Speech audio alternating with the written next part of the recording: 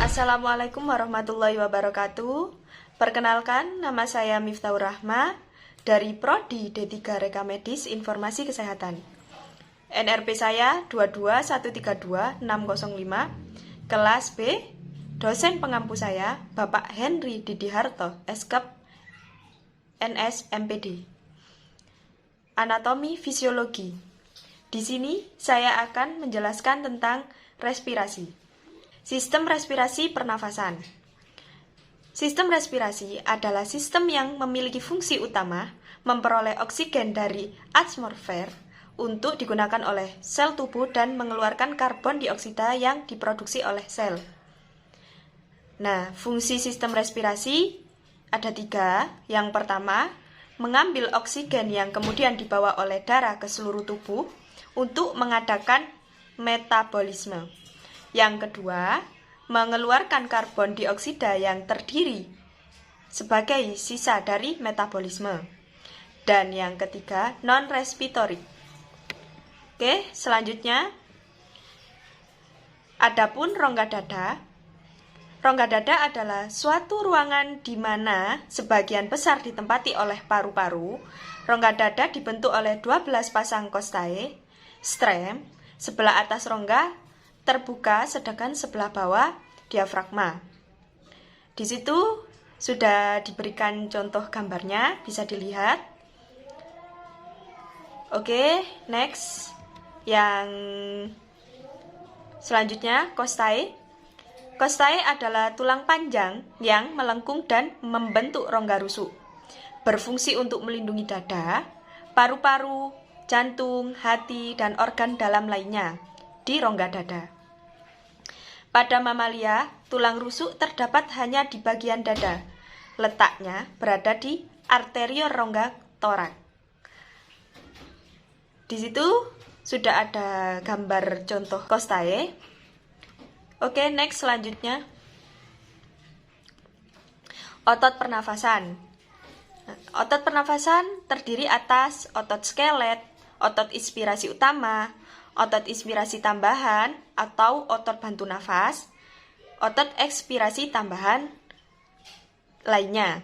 Bisa dibaca di situ ada beberapa musculus intercostalis, interna, dan yang lain-lain. Oke, selanjutnya. Di sini ada contoh gambar otot pernafasan dan bisa dilihat juga di situ ada beberapa nama-nama dari otot pernafasan. Oke, next. Diafragma. Diafragma merupakan otot yang paling utama untuk bernafas. Merupakan lembaran-lembaran otot tipis yang bersinergi atau melekat pada iga, terbawa dan dipersyarafi nervus phreniculus yang berasal dari segmen 3, 4, dan 5. Otot ini terletak di bawah paru-paru dan jantung yang memisahkan rongga dada dengan rongga perut. Diafragma berbentuk menyerupai kubah yang dapat bergerak naik dan turun seiring proses pernafasan manusia. Oke, next. Di situ ada contoh gambar dari diafragma. Bisa dilihat di situ dari udara masuk sampai udara keluar. Oke. Selanjutnya, fungsi diafragma. Ketika menarik nafas, otot-otot pernafasan di rongga dada mengembang dan diafragma akan berkontraksi menjadi lebih datar. Ini memudahkan udara atau oksigen bergerak masuk menuju paru-paru. Karena tekanan pada rongga dada akan turun secara mendadak. Sementara itu, ketika mengembuskan nafas, diafragma akan mengendur dan membuat ukuran paru-paru turun mengecil. Hal ini bisa membuat tekanan udara dalam rongga dada meningkat dan udara mengalir keluar.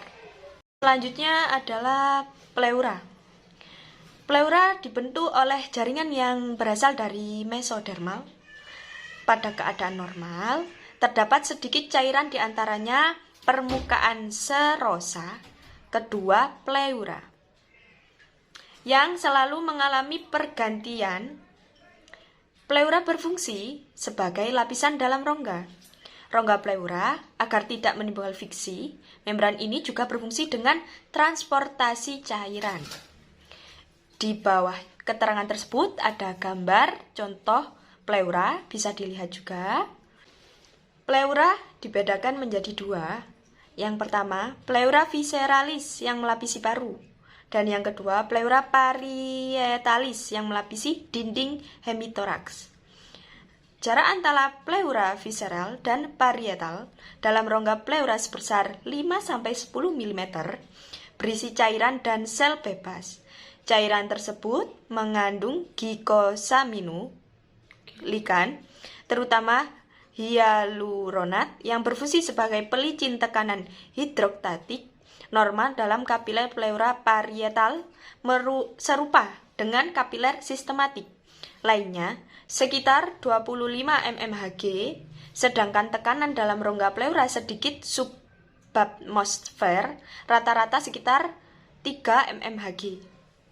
Oke, cukup sekian presentasi dari saya tentang respirasi. Apabila ada salah kata, mohon maaf. Assalamualaikum warahmatullahi wabarakatuh.